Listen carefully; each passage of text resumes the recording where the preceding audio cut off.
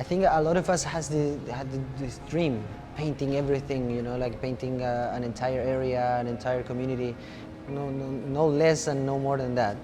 Not too many of us who would think that that will become a reality. You truly need big ideas that differentiate one neighborhood from another. Most depressed areas, when they're in their depression, are taken over by a lot of street artists. And this area, Wynwood, think about what else we could do to create ignition and inspiration. We're very thoughtful about the neighborhoods that we choose. An urban landscape that is poor without graffiti is even more depressing because you would just have nothing to look at.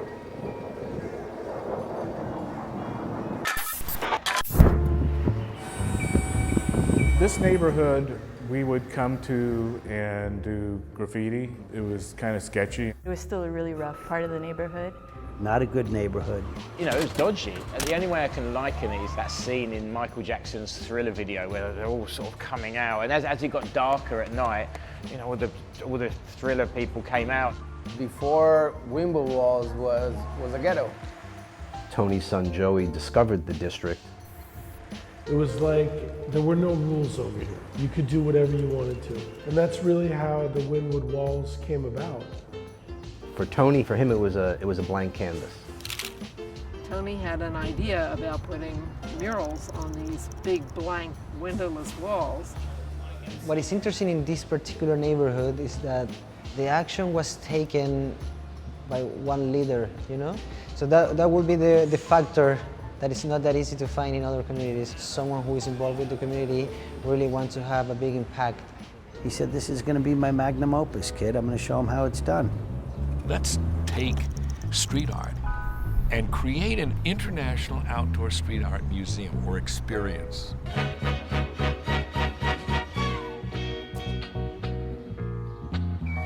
I was with Tony when he had this epiphany and realized that it was going to be artistic intervention that would make the change to Wynwood.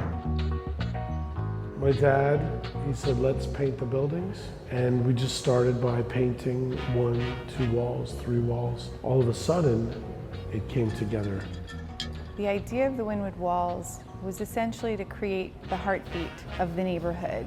Miami was always on the map with Art Week and Art Basel. And then Wynwood Walls, I feel like, it was responsible for bringing the whole street art scene to Miami.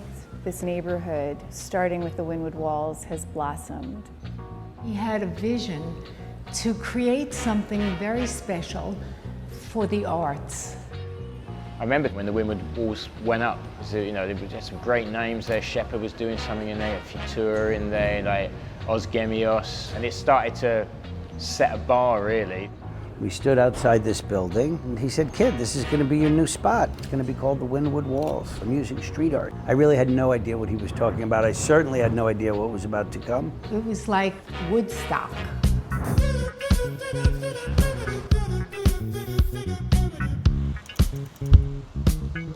This came in like kind of like a giant rock show. Everybody had giant lifts and like tons of paint and the greatest artists in the world. And I just thought, man, I want to be a part of that. And I always kind of equated it to like if you throw a pebble in a pond and then it ripples. And this is where the pebble landed, and then it kind of reverberated across the world. Or what catching my attention at the moment, it was like you could feel that there was love in this place, you know? That there was a creation behind, you know, like each wall was very well thought. And people are coming here, and in some cases this is their first experience. And I think street art is really the perfect style of art to be able to engage with the visitor, because street art, it was always meant to be for the people. What this has really done is brought art back to the people and put it on the same level as the stuff that people actually like, you know, and they figured out a way to make it exciting for people. If you go to a museum or a gallery, you don't really meet the artist. You see the artist on the wall. It's kind of in a weird, sterile environment. Here, you know, there's a good chance you're actually you're going to see the person painting it. If it's in your neighborhood, you're going to see them. They're going to talk to you. You're going to meet them. You're going to be able to talk to them about what they think they're doing and what the idea is. And you know, it's more of a living, breathing kind of thing than like it almost makes a museum seem like a mortuary or something. It was never a question of if, it was always a question of when. You know, the culture that we come from, it's a never give up attitude and dream with your eyes open and your feet on the ground. That's what my dad would say. And now it's celebrated to have art on your buildings.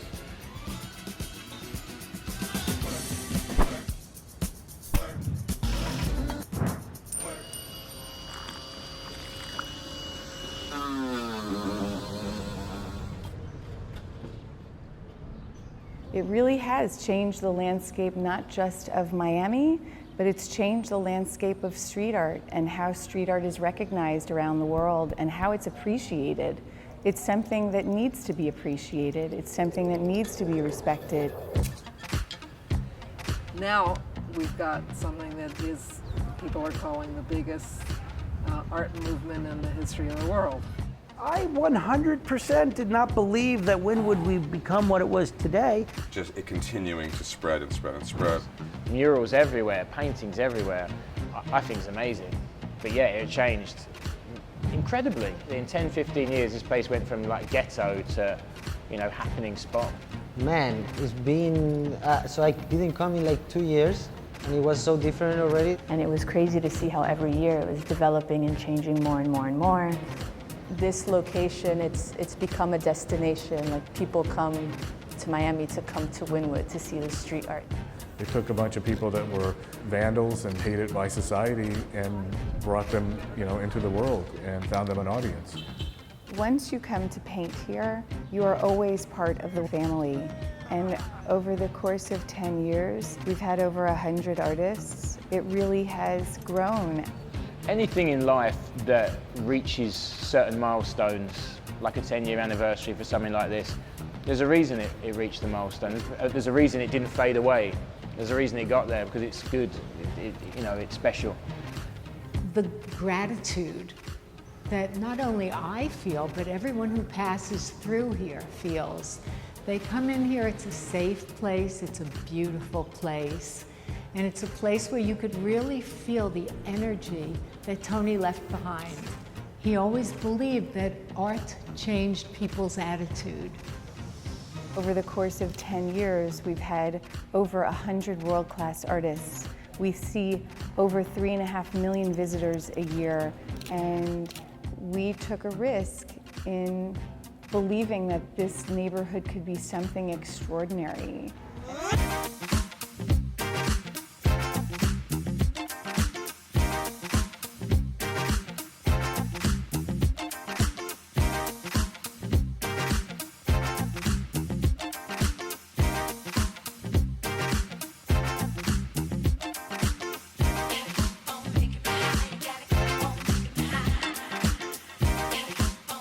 Neighborhoods like this changed by the art and by the graffiti, because we knew the power of what we were doing.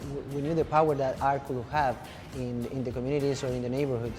That wasn't like the dream. The dream was like to show it to the world and make the people understand the power that the art in the street had. So seeing like a neighborhood like this is just a dream that became a reality.